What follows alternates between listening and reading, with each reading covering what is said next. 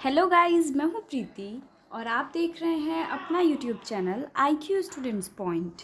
And आज के video में हम डिस्कस करेंगे foundations of psychology BA honours economics English and political science semester 1 का ये सब्जेक्ट। ये बेसिकली जेनरिक इलेक्टिव का एक सब्जेक्ट है साइकोलॉजी का, जो कि बच्चों को इस बार दिया गया है। आप में से जिन जिन बच्चों ने ये सब्जेक्ट सेलेक्ट किया होगा फाउंडेशन ऑफ साइकोलॉजी, तो उनके लिए है ये वीडियो। आज की वीडियो में हम इसी सब्जेक्ट का जो सिलेबस है वो डिस्कस करेंगे।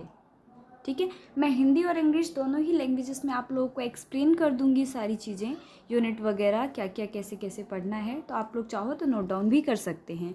बाकी फर्स्ट सेमेस्टर का WhatsApp group and Telegram channel join कर लीजिएगा। साथ में IQ स्टूडेंट्स पॉइंट का जो आपका व्हाट्सएप चैनल है वो भी ज्वाइन कर लीजिएगा फॉर द फर्दर अपडेट्स। ठीक है, तो चलो हम स्टार्ट करते हैं हमारा आज का सिलेबस, जो कि है फाउंडेशन ऑफ साइकोलॉजी।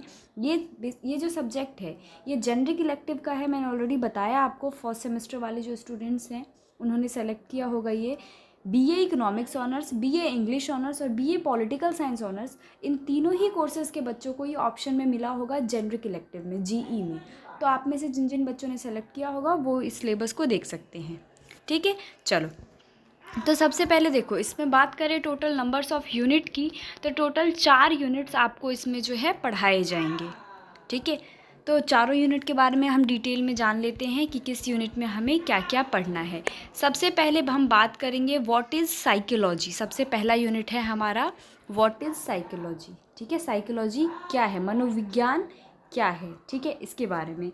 तो इसमें बेसिकली आपको साइकोलॉजी एज अ साइंस, ठीक है, मतलब मनोविज्ञान एक विज्ञान के रूप में, उसके बारे में पढ़ोगे आप। साइकोलॉजी के क्या क्या गोल्स हैं, क्या डेफिनेशन है इसका, मनोविज्ञान होता क्या है, क्या क्या गोल्स हैं इसके, ये चीज़ें भी इसी में पढ़ाई जाएंगी आपको यूनिट 1 में। देन इसी में पढ़ोगे आपकी जो साइकोलॉजी है, जो मनोविज्ञान है, उसके वो विज्ञान के रूप में कैसे हम देख सकते हैं उसको। ठीक है, कैसे पढ़ सकते हैं। कहते हैं ना कि अरे वो जादू करता है, नहीं ऐसा नहीं होता है, कोई मैजिक नहीं होता है, वो सब दिमाग का खेल होता है। तो उसी के बारे में सारी चीज़ें बताई जाएंगी। कई बार आपने देखा होगा कि लोग आपको देख के आपके माइंड को पढ़ लेते हैं, है ना, इसकी भी स्टडी होती है। तो इसी के बारे में हम पढ़ेंगे हमारे आज के इस वाले सब्जेक्ट में। ठीक है, दूसरा इसमें पढ़ोगे मेजर स्कूल्स ऑफ साइकोलॉजी। ठीक है, evaluation of psychology in India.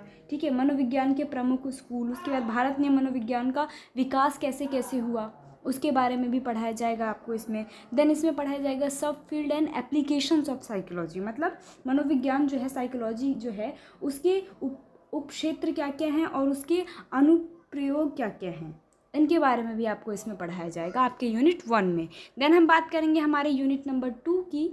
Unit number 2 में हम पढ़ेंगे माइंड एज इंफॉर्मेशन प्रोसेसर। ठीक है, माइंड जो है वो किसी भी इंफॉर्मेशन को, किसी भी सूचना को कैसे प्रोसेस करता है, इसके बारे में ये पूरा यूनिट रहेगा हमारा। सूचना संसाधक के रूप में मन, मतलब जो हमारा माइंड है वो कैसे किसी भी इंफॉर्मेशन को, किसी सूचना को संसाधक के रूप में प्रयोग करता है, इंफॉर्मेशन प्रोसेस करता है। राइट, तो इसमें सबसे पहले है bottom up and top down processing. ठीक है, मतलब कैसे मान लो कुछ हमारे सामने कोई, हम चल रहे हैं, गड्ढा आ गया बीच में, ठीक है, तो तुरंत हमें पता चल जाता है कि हमें इसको इस पे पाँव नहीं रखना है। हम सिंपल सीधे चल रहे होते हैं, बीच में गड्ढा आ गया तो हम तुरंत साइड से निकल जाते हैं। तो ये कौन करता है, ये सब हमारा माइंड प्रोसेस करता है इन चीज़ों को। माइंड इन्फॉर्मेशन प्रोवाइड करता है हमारे पाँव तक कि इसको आपको इसमें पाँव नहीं डालना है, साइड से निकल जाना है। ठीक है, तो ये पढ़ोगे आप सबसे पहले इसमें। उसके बाद इसी में पढ़ोगे आप ऑर्गेनाइजेशनल प्रोसेस क्या है इसमें। राइट, मतलब कि इसमें ही पढ़ोगे आप अवधारणात्मक संगठनात्मक प्रक्रिया के बारे में। राइट, जिसमें कि बहुत सारी अलग अलग चीज़ें आपको पढ़ाई जाएगी। सूचना प्राप्त करना पढ़ाया जाएगा आप इसको। ठीक है, एक्वायरिंग इन्फॉर्मेशन। ठीक है, लर्निंग बाय एसोसिएशन। ठीक है, इसको कैसे, तो एसोसिएशन द्वारा सीखना, सामाजिक संज्ञात्मक द्वारा सीखना, स्मृति के एनकॉन्डिक और पुनर्प्राप्ति। ठीक है, पुनर्प्राप्ति, इसके बारे में भी आपको बताया जाएगा। ठीक है, इसमें उसी के बाद इसी में पढ़ोगे आप एनकॉन्डिक एंड रिट्राइवल इन मेमोरी। ठीक है, इसका मतलब क्या है, ये सारी चीज़ें आपको डिटेल में पढ़ाएंगे इसमें। इंफॉर्मेशन प्रोसेसिंग मॉडल के बारे में भी पढ़ाया जाएगा आपको। ठीक है, सूचना प्रसंस्करण जो होता है मॉडल, उसके बारे में आपको बताएंगे इसमें। फिर बताएंगे कि आप इसमें भूलते क्यों हैं, किसी भी चीज़ को हम क्यों भूल जाते हैं, वाई वी फॉरगेट थिंग्स। ठीक है, हम किसी भी चीज़ को क्यों भूलते हैं, इसके बारे में भी डिटेल में स्टडी करवाई जाएगी आपको इसी में। ठीक है, देन इसी में पढ़ोगे आप नेमोनिक्स के बारे में। नेमोनिक्स क्या होता है वो चीज़ भी आपको बताई जाएगी, मतलब स्मृति विज्ञान जो है वो क्या होता है, डिटेल में पढ़ाएंगे आपको इसमें। देन आगे बढ़ते हैं हमारे यूनिट नंबर 3 की तरफ। यूनिट नंबर 3 में पढ़ेंगे हम self and personality. Self and personality के बारे में आपको पढ़ाया जाएगा इस यूनिट नंबर 3 में। इसका मतलब है स्वयं और व्यक्तित्व, जिसमें कि आप सबसे पढ़ोगे नेचर एंड पर्सपेक्टिव्स। ठीक है, प्रकृति और परिप्रेक्ष्य, इसमें बहुत सारी चीज़ें पढ़ाई जाएंगी आपको। ठीक है, अलग अलग टॉपिक्स इसमें आपको पढ़ाए जाएंगे यूनिट नंबर 3 में। राइट, जैसे कि इसमें आप पढ़ोगे ट्रेट एंड टाइप क्या होता है। ट्रेट एंड टाइप का मतलब है लक्षण और उसके प्रकार। ठीक है, ये चीज़ भी पढ़ाई जाएगी इसी में आपको, आपके यूनिट नंबर 3 में। देन इसी में पढ़ोगे आप जुंगियन थ्योरी के बारे में। ठीक है, जुंगियन थ्योरी है क्या, ये चीज़ पढ़ाई जाएगी साइको एनालिसिस में।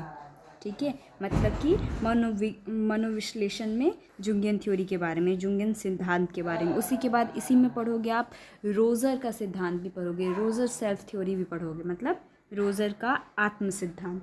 ये कुछ इंपॉर्टेंट जो है थ्योरीज़ हैं, ये दोनों थ्योरीज़ जो है आपका ये काफ़ी इंपॉर्टेंट है, इसके बारे में आपको पढ़ाया जाएगा। मोस्ट चांस है इस पर क्वेश्चन भी आएंगे आपके एग्जामिनेशन में। ठीक है, उसके बाद पढ़ोगे मेजर्स ऑफ पर्सनैलिटी। ठीक है, मतलब व्यक्तित्व को कैसे मेज़र किया जाता है, कैसे मापा जाता है, उसके बारे में। Inventories and projective technique. ठीक है, इसमें 2 बताया गया आपको, कल्चर एंड पर्सनैलिटी टेक्निक। ठीक है, ये 2 टेक्निक्स के बारे में आपको बताया गया है इसमें, ये जो पर्सनैलिटी को मेज़र करने के लिए। ठीक है, मतलब कि सूची और परिप्रेक्ष्य तकनीक और संस्कृति और व्यक्तित्व तकनीक। ठीक है, इसके बारे में। देन हम पढ़ेंगे हमारा यूनिट नंबर 4। यूनिट नंबर 4 है हमारा इंटेलिजेंस एंड क्रिएटिविटी के बारे में। ठीक है, मतलब कि बुद्धिमत्ता और रचनात्मकता के बारे में है हमारा यूनिट 4। देखो ये काफ़ी इंटरेस्टिंग आपका ये सब्जेक्ट है, जिसमें कि बहुत कुछ आप लोगों को सीखने को मिलेगा। इसमें भी सबसे पहले पढ़ोगे नेचर एंड पर्सपेक्टिव। ठीक है, मतलब कि प्रकृति और परिप्रेक्ष्य।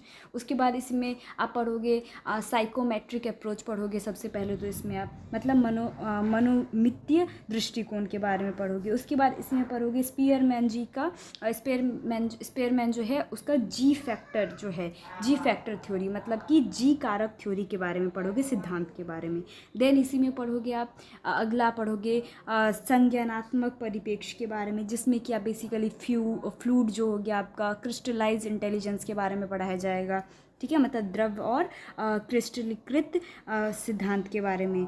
ठीक है, और भी बहुत सारी चीज़ें इसमें आपको पढ़ाई जाएगी, अलग अलग टाइप इसमें सिद्धांत अलग अलग टाइप के पढ़ाए जाएंगे, मतलब अलग अलग टाइप की थ्योरीज इसमें आपको पढ़ाए जाएंगे। ठीक है, उसी तरह से आप इसमें मल्टीपल इंटेलिजेंस पढ़ोगे, आप मल्टीपल इंटेलिजेंस क्या होता है, ठीक है, उसके बारे में भी पढ़ाया जाएगा आपको इसी में। बहुत सारे इसमें इंपॉर्टेंट टॉपिक्स आपको यूनिट नंबर 4 में भी पढ़ाए जाएंगे। ठीक है, उसके बाद हम अपने इमोशंस को कैसे मैनेज कर सकते हैं इंटेलिजेंटली। ठीक है, मतलब अब मान लो कभी हमें किसी की बात पे गुस्सा आ गया, लेकिन वो सिचुएशन ऐसी है कि हम उस पर गुस्सा नहीं कर सकते, क्योंकि हमें उससे अपना काम निकलवाना है या कोई काम करवाना है उससे। ठीक है, तो उसको हम कैसे अपने इमोशंस को मैनेज कर सकते हैं, तो उस चीज़ को भी इसी में आपको पढ़ने को मिलेगा, मतलब भावनाओं का बुद्धिमानी से कैसे प्रयोग किया जा सकता है, कैसे उसका प्रबंध कर सकते हैं हम, कैसे मैनेज कर सकते हैं अपने इमोशंस को। देन पढ़ोगे नेचर एंड क्रिएटिविटी के बारे में, रचनात्मकता और प्रकृति के बारे में भी पढ़ोगे आप आपकी यूनिट नंबर 4 में। ठीक है, तो ये था आपका टोटल 4 यूनिट जो कि मैंने आपको समझा दिया है, ट्राई किया है समझाने के लिए। क्लास देखो इसका कुछ कह नहीं सकती हूँ, ट्राई करूँगी मैं ही इसका क्लास आप लोगों को प्रोवाइड करवा दूँ डिटेल में, बट फ़िलहाल कुछ नहीं कह सकती हूँ मैं कि कब से क्लासेस में पढ़ाएंगी, क्योंकि थोड़ा सा मेरा शेड्यूल जो है वो बिज़ी रहता है, काफ़ी बिज़ी रहता है, और निक्की मैम के पास ऑलरेडी काफ़ी लोड है क्लासेस वगैरह को लेके। तो मैं ट्राई करूँगी कि अगर मेरे पे टाइम बचता है तो मैं इसका क्लास आप लोगों को प्रोवाइड करवा दूँगी। अगर आप लोग डिमांड करते हो क्लास के लिए, मेरे पे मैसेज वगैरह ज़्यादा बच्चों के आते हैं, तो मैं पूरी कोशिश करूँगी। बाकी कमेंट करके आप लोग बता दीजिएगा आप लोगों को क्लासेस चाहिए या नहीं चाहिए। ठीक है, ये काफ़ी इंटरेस्टिंग आपका सब्जेक्ट है, इसलिए मुझे भी काफ़ी इंटरेस्टिंग लगा इसका सिलेबस जब मैं एक्सप्लेन कर रही थी, तो इसके बारे में कि मैं भी जानूँ। तो अगर मुझे टाइम मिलेगा तो मैं पूरी कोशिश करूँगी आप लोगों को इसका क्लास प्रोवाइड करवा पाने की। ठीक है। तो फिलहाल ये था आपका चारों यूनिट के बारे में मैंने आपको डिटेल में बता दिया है। पहला यूनिट था व्हाट इज़ साइकोलॉजी, साइकोलॉजी होता क्या है।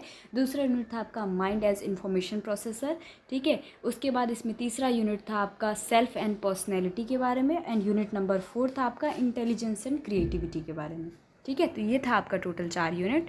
आई होप आपको सब कुछ अच्छे से इसमें समझ में आ गया होगा, बट स्टिल आप में से किसी को कोई डाउट हो, कोई क्वेरी हो या कुछ भी पूछना हो, आप लोग नीचे कमेंट बॉक्स में मेरे से पूछ सकते हैं, राइट। तो फिलहाल इस वीडियो में बस इतना ही guys. Thanks for the watching this and best of luck all.